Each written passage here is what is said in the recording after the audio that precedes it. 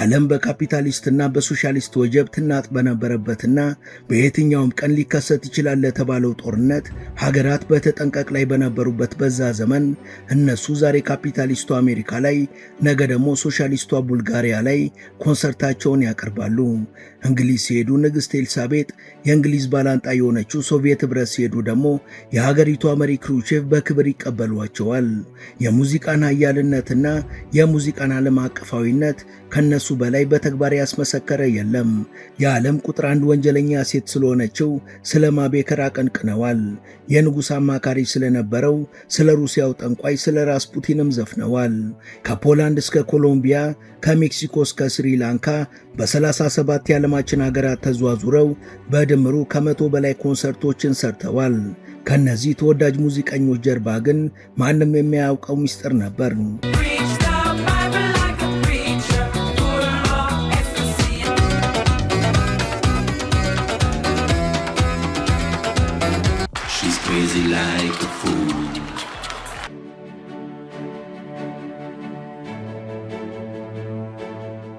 ወደ ቻናላችን ቤተሰቦች በዛሬው መሰናዷችን በመላው ዓለም ተወዳጅ ስለነበሩ ግና በበርካቶች ስለማይታወቀው ምስጢራቸው እናወጋችኋለን።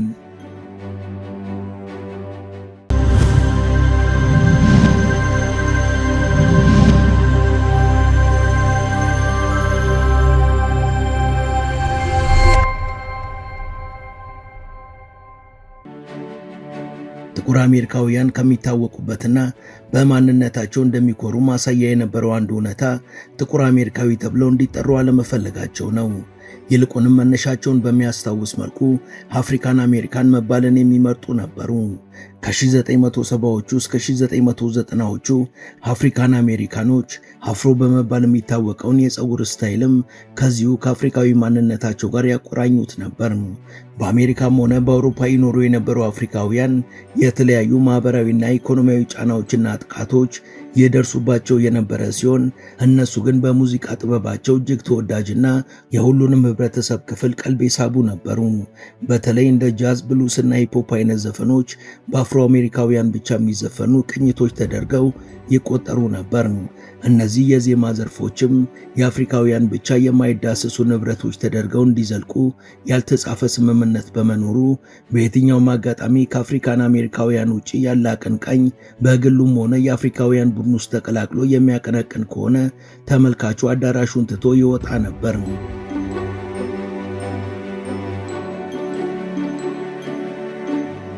ቆየት ብሎ ደግሞ በአፍሪካውያን የተፈጠረውና በተለይ ወጣቶች ከእንቅስቃሴ ጋር የሚያዜሙት ራፕ የተባለው የሙዚቃ ዘይቤ ደግሞ ከአሜሪካ አልፎ መላው ዓለምን ተቆጣጥሯል።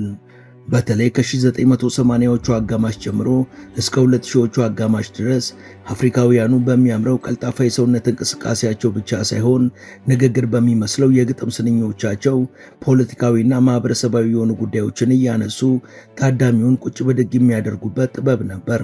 ምንም እንኳን ከ2000ዎቹ አጋማሽ ጀምሮ ለዛና ጣዕሙን ቢያጣም ይህ የሙዚቃ አይነት ከአፍሪካውያን ማንነት ጋር ብቻ የተያያዘ ተደርጎ ስለሚቆጠር ከነሱ ውጭ ያለ ሰው ሲያቀነቅነው አድማጭና ተመልካች ማግኘት አስቸጋሪ ከመሆኑ የተነሳ ከአልበሙ ሽያጭ ትርፍን ቀርቶ ዋናውን መመለስ እንኳን ከባድ ነበር። ግና ከ2000ዎቹ መባቻ ጀምሮ የአሜሪካ የሙዚቃ ኢንዱስትሪ በባዕድ አምልኮ የተተበተበ በመሆኑ ብዙም ስለሱ ማውጋት አያስፈልግም።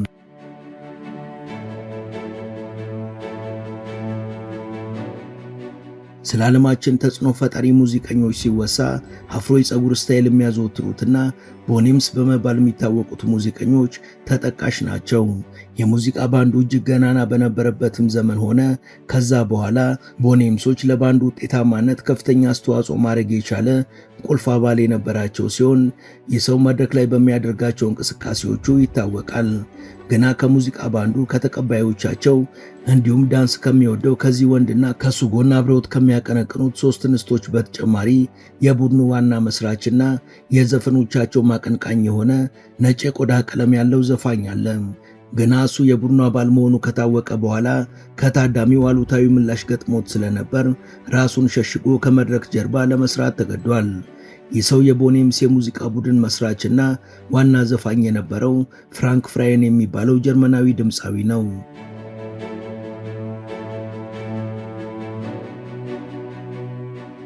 የግሩፕ መጀመሪያ ላይ ስሙ ቦኔም አልነበረም።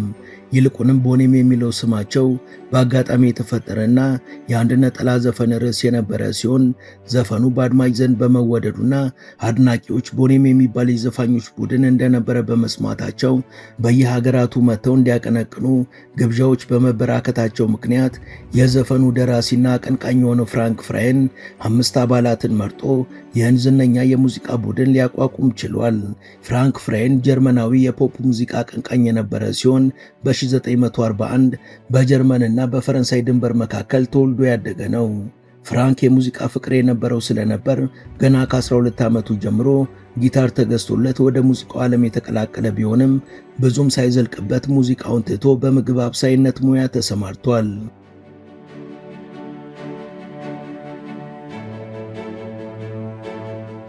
ፍራንክ ፍራይን በትርፍ ጊዜው ድንበር ላይ ከነበሩ የአሜሪካ ወታደሮች ጋር ጊዜውን ያሳልፍ ስለነበር የአፍሪካ አሜሪካውያንን የንግግርና የዘፈን ዘይቤ ከማወቁ ባሻገር የቤተሰብ ናፍቆት ያሰቃያቸው ለነበሩ ወታደሮች እየዘፈነ ያዝናናቸው ነበር።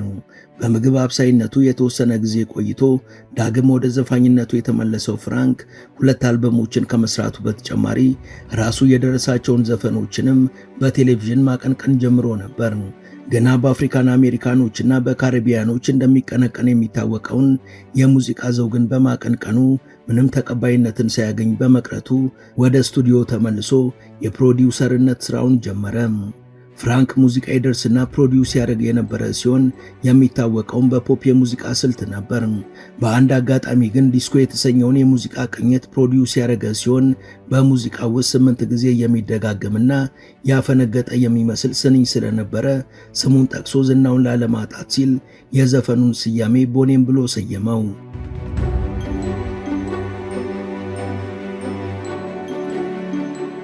የሙዚቃን በአጋጣሚ በአድማጮች ዘንድ ከፍተኛ ተቀባይነትን ያገኘ ሲሆን እሱ የሚደርሰውንና ፕሮዲውስ የሚያደርገውን እንዲሁም በቮካል ለሚጫወተው ሙዚቃ ሙሉ የሙዚቃ ባንድ ማቋቋም እንዳለበት ወሰነ።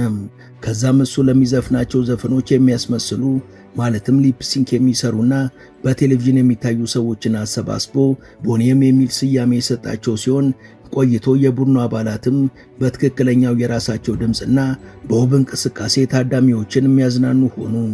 በመጨረሻም ቦኔም ትክክለኛ የአቀንቃኞችና የተወዛዋዦች ስብስብ ሊሆን ችሏል።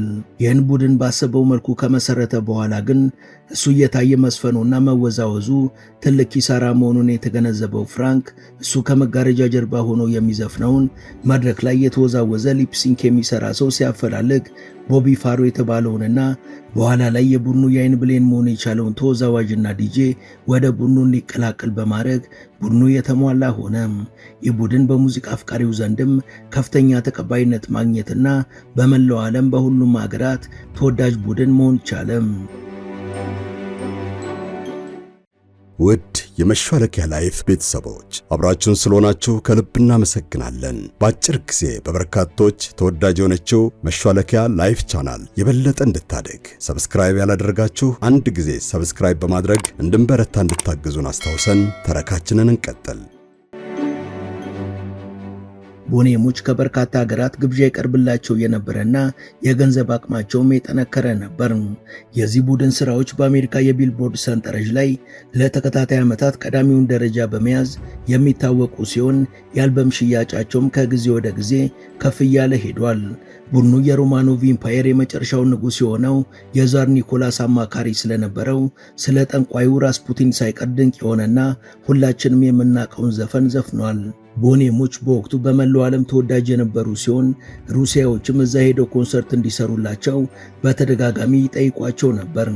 በዚህ ዙሪያ አስተያየቱን የተጠየቀው የወቅቱ የሶቪየት ኅብረት መሪ ክሩቼቭም ራስፑቲን የሚለውን ዘፈን የማይዘፍኑ ከሆነ ወደ ሀገራችን መጥተው ስራቸውን ቢያቀርቡ ደስ ይለኛል የሚል ግብዣን አቅርቦላቸዋል። እነሱም ሶቪየት ኅብረት ሄደው በሞስኮና በሴንት ፒተርስበርግ ከተሞች ስራቸውን አቅርበው ነበር። ቦኔሞች ከቱርክ እስከ አይርላንድ፣ ከስሪላንካ እስከ ቡልጋሪያ በአጠቃላይ 37 ሀገራት ላይ በርካታ ኮንሰርቶችን ማድረግ የቻሉና ለበርካታ ዓመታት ያለማንም አቀናቃኝነት የዓለም የሙዚቃ ኢንዱስትሪ ላይ የነገሱ ናቸው። ቦኔሞች በመድረክ አዘገጃጀታቸው፣ በመብራት አጠቃቀማቸውና እንከን በማይወጣው ውዝዋዜያቸው ታዳሚውን የሙዚቃው አካል ሆነው እንዲዝናና የሚያደርጉ ነበሩ። ይሁንና በመድረኩ ላይ አፋቸውን እያወዛወዙ የሚስተዋሉት ተወዛዋዦች አንዳንድ የማጀቢያ ድምፆችን ከማውጣታቸው በስተቀር ዘፈኖቹን ይዘፍን የነበረው ከመጋረጃ ጀርባ ያለው ፍራንክ ፍራየን ነበር። በበርካታ ዝግጅቶቻቸውም ዘፈኖቻቸው ቀደም ተብለው የተቀረጹ ነበሩ።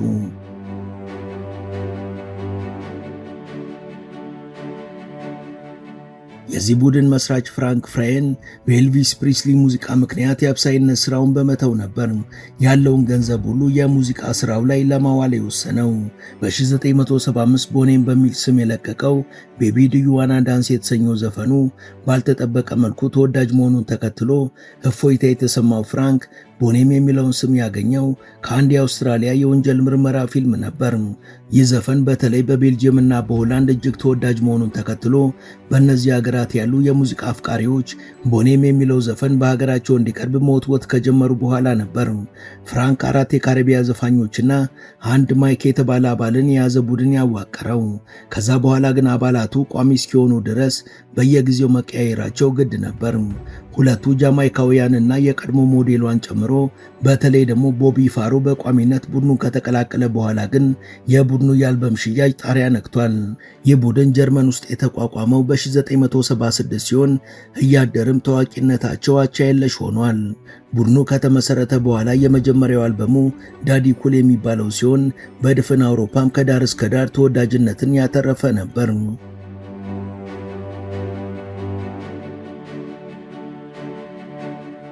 በ1977 ላቨርሴል የሚባለው አልበማቸው የተለቀቀ ሲሆን አልበሙ በአሜሪካ ከምርጥ 10 አልበሞች ውስጥ የተካተተ ሲሆን በእንግሊዝ የሙዚቃ ሰንጠረዥ ላይም ሁለተኛ፣ በአየርላንድ ደግሞ አንደኛ ደረጃ ላይ ተቀምጦ ነበር። ቦኔሞች በ1978 ታዋቂዎቹን ባይ ዘ ሪቨርስ ኦፍ ባቢሎን እና ራስፑቲን የሚባሉትን አልበሞች ሲያወጡ ደግሞ ተወዳጅነታቸው በእጥፍ ጨመረ። እነዚህ አልበሞቻቸውም የቢልቦርድ ቻርት ላይ የላይኛው ደረጃን መቆጣጠር ችለዋል። በ1979 ቡድኑ በለንደን የሚካሄድ የፈረስ ጉግስ ውድድር ላይ እንዲገኝ ተጋብዞ በንግሥት ኤልሳቤጥ ሁለተኛ አቀባበል የተደረገለት ሲሆን በዚሁ ዓመት በቀድሞዋ ሶቪየት ኅብረትም ራስፑቲን የሚለውን ዘፈን የማይዘፍኑ ከሆነ ሄደው ኮንሰርቶችን እንዲያቀርቡ የተጋበዙ ሲሆን በሀገሪቷ መሪ ክሩቼቭም አቀባበል ተደርጎላቸው ነበር። ዓለም በሁለት ጎራ ተከፍላ በካፒታሊስትና በሶሻሊስት ወጀቦች በምትናወጥበት የፖለቲካ ግለቱ ሁሉንም አህጉሮች ባዳረሰበትና ሀገራት በየትኛውም ሰዓት ሊከሰት ይችላል ለተባለው ጦርነት በተጠንቀቅ ላይ ሆነው ሳለ ቦኔሞች ግን ዛሬ ካፒታሊስቷ አሜሪካ ላይ ነገ ደግሞ ሶሻሊስቷ ቡልጋሪያ ላይ ያለምንም ከልካይ ኮንሰርታቸውን ያቀርቡ ነበር። ካፒታሊስቷ እንግሊዝ ጋር ሲሄዱ ንግሥት ኤልሳቤጥ ትቀበላቸው ነበር። በሳምንቱ ሶቪየት ኅብረት ሲሄዱ ደግሞ የሀገሪቷ መሪ ክሩቼቭ ይቀበሏቸው ነበር። በእርግጥም ከነሱ በላይ የሙዚቃን ኃያልነትና የሙዚቃን የዓለም ቋንቋነት ያረጋገጠ የለም።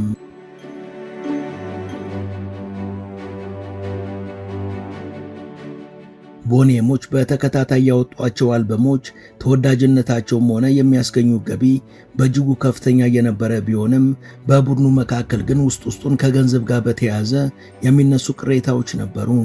የባንዱ ኃላፊ ፍራንክ በወቅቱ በፕሮዲውሰርነት ይሰራ ስለነበር የበርካታ ድምፃውያንን አልበም ፕሮዲውስ አድርጓል። ይሁን እንጂ አልበማቸውን ፕሮዲውስ ያደረገላቸው ዘፋኞች በሙሉ ከፍራንክ ጋር በነበራቸው የቢዝነስ ግንኙነት ደስተኛ እንዳልነበሩና ከአልበማቸው ሽያጭ 9 ከመቶ የሚሆነውን ብቻ እንደሚያገኙ ከተናገሩ በኋላ በቦኔሞች ውስጥ የነበረውም ጭቅጭቅ እየጋለ መጣ። በ1980ዎቹ እያደገ ከመጣው የኢንዱስትሪው ፉክክር ጋር ተያይዞም የአልበም ሽያጫቸው ገቢ የቀነሰ የመጣ ሲሆን በ1981 ደግሞ የቡድኑ የአይን ብሌን የነበረው ቦቢ ፋሮ ቡድኑን ለቆ በመውጣቱ የቡድኑ ተቀባይነት ቀነሰ።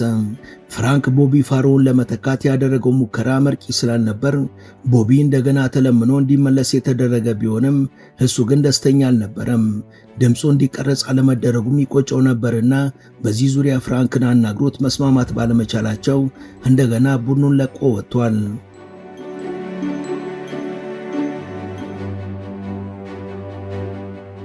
ቦቢ ፋሮ ባንዱ በሱ ድምጽ ባለመጠቀሙ ተናዶ ከወጣ በኋላ ግን አሁንም የሚተካው ትክክለኛ ሰው ስላልነበር እንደገና ለሶስተኛ ጊዜ በ1984 ወደ ባንዱ የተመለሰ ሲሆን ቡድን ውስጥ የነበረው ከገንዘብ ጋር የተያዘው ውጥረት ግን በአንድ ወገን እየበረታ ሄደም። ፍራንክ ደግሞ ከቀረጻና ከፕሮዳክሽን በርካታ ሚሊዮን ዶላሮችን ይሰበስብ ነበር። በፍራንክ ላይ ያለው ቅሬታም ከቦቢ ፋሮ አልፎ በሴቶቹም ዘንድ መንጸባረቅ ጀመረ። በፍራንክ በኩል የሚታየው ኢፍታዊ የሆነ የገቢ ክፍፍልም ምሬቱን ጨምሮባቸው ነበርና ቦቢ እንደገና በ1986 ቡድኑን ለቆ ወጥቷል። ቦቢ ቡድኑን ለቆ ሲወጣ ላይ መለስ ነበርና ቦኔም የተባለው የድንቅ ቡድንም በእጅጉ ተንኮታኮተ። ቦቢ ለወትሮ እንደሚያደርገው ከ3 ወር በኋላ ይመለሳል ተብሎ ቢጠበቅም ሳይመለስ ቀረም። በ1978ም ሊመለስ ነው የሚል ጭምጭምታ ቢወራም ቦቢ ግን የውሃ ሽታ ሆኖ ቀርቷል።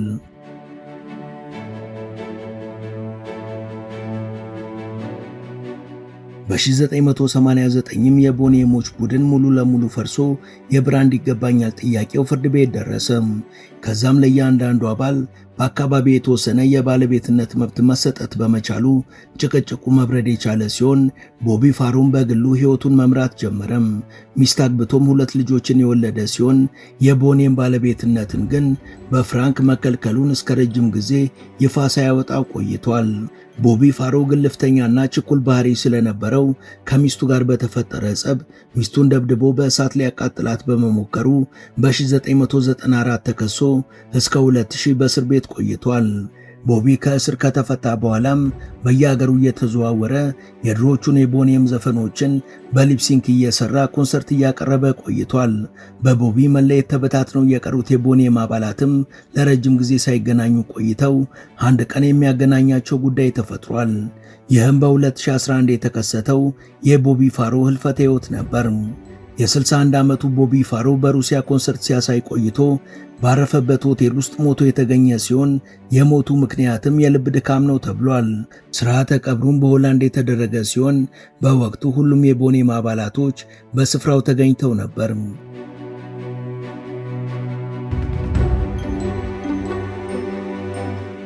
ወደ ቻናላችን ቤተሰቦች ለዛሬ ያሰናዳንላችሁ ይህን ይመስል ነበር። እስከ ዝግጅታችን ፍጻሜ አብራችሁን ስለነበራችሁ ከልብ እናመሰግናለን።